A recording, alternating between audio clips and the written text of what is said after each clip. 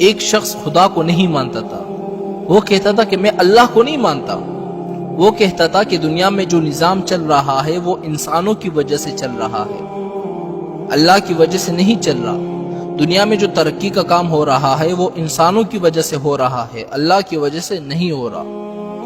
تو وہ شخص امام ابو حنیفہ رحمۃ اللہ علیہ کے پاس آیا اور کہا کہ حضرت میں اللہ کو نہیں مانتا، اس بات پر میرے ساتھ مناظرہ کرو، اگر آپ نے ثابت کر دیا کہ اللہ ہے، موجود ہے، تو میں مسلمان ہو جاؤں گا۔ تو انہوں نے ٹائم رکھا کہ کل 10 بجے ہمارا اس بات پر مناظرہ ہوگا۔ تو امام ابو حنیفہ رحمۃ اللہ علیہ نے کہا ٹھیک ہے۔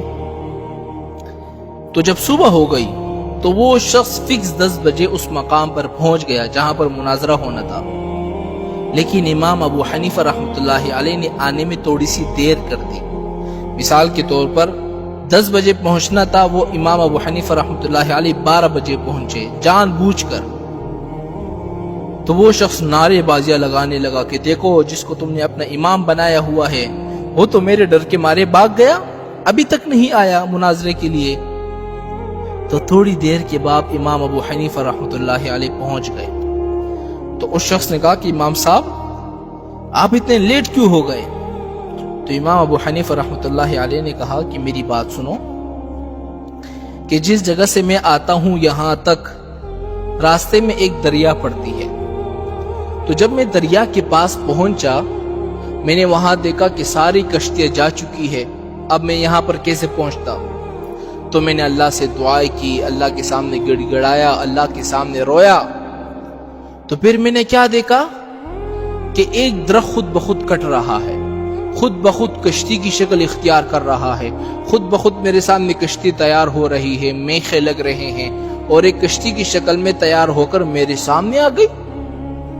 تو میں اس میں بیٹھ کر پھر یہاں پہنچ گیا۔ تو وہ شخص کہنے لگا کہ یہ تو پاگل نہیں ہو گیا، ایسا بھی ہو سکتا ہے کہ ایک درخت خود بخود کٹ جائے، خود بخود کشتی کی شکل اختیار کر لے، خود بخود اس پہ میخیں لگتے رہے، خود بخود آپ کے سامنے آ جائے، یہ سے ہو سکتا ہے؟ تو امام ابو حنیفہ رحمۃ اللہ علیہ نے فرمایا کہ جب یہ چیز نہیں ہو سکتی تو مجھے یہ بتاؤ کہ دنیا کا نظام کیا خود بخود چل پڑا؟ اس کو بھی بنانے والا کوئی ہے نا۔ تو وہ شخص بالکل لاجواب ہو گیا، چپ ہو گیا۔ تو شخص نے کہا کہ امام صاحب چلو میں آپ کی یہ بات مان لیتا ہوں، مجھے یہ بتاؤ کہ اللہ اس وقت کہاں پر ہے؟ تو امام ابو حنیفہ رحمۃ اللہ علیہ نے فرمایا ٹھیک ہے میں بات کو ثابت کرتا ہوں کہ اللہ اس وقت کہاں پر ہے، میں بتاتا ہوں۔ آپ نے فرمایا کہ ایک دودھ کا کٹورا منگواؤ۔ دودھ کا کٹورا منگوایا گیا۔ تو امام صاحب نے فرمایا کہ اس دودھ کے اندر آپ کو مکھن نظر آ رہا ہے؟ مکھن؟ تو اس نے کہا کہ امام صاحب مکھن تو نظر نہیں آ رہا، البتہ اگر ہم اس کو تیار کریں گے، اس کو بروئیں گے، پھر اس سے مکھن نکلے گا۔ امام صاحب نے کہا نہیں مجھے مکھن دکھاؤ، اس دودھ کے اندر مکھن ہے کہاں پر؟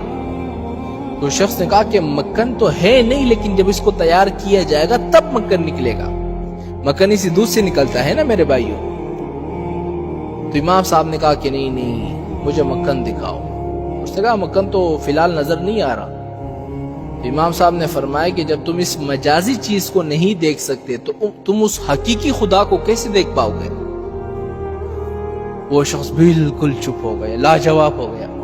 تو شخص نے ایک پھر سوال کیا، چلو آخری سوال امام صاحب، پھر اس کے بعد میں مسلمان ہو جاتا ہوں، اللہ کا رخ اس وقت کہاں پر ہے؟ تو امام صاحب نے فرمایا کہ چلو ایک موم بتی منگواؤ۔ موم بتی منگوائی گئی، آپ نے فرمایا اس کو جلاؤ۔ جب جلائی گئی تو امام صاحب نے فرمایا کہ اس کی روشنی کس طرف ہے؟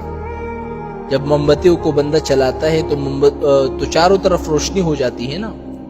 تو شخص نے کہا روشنی تو چاروں طرف ہے۔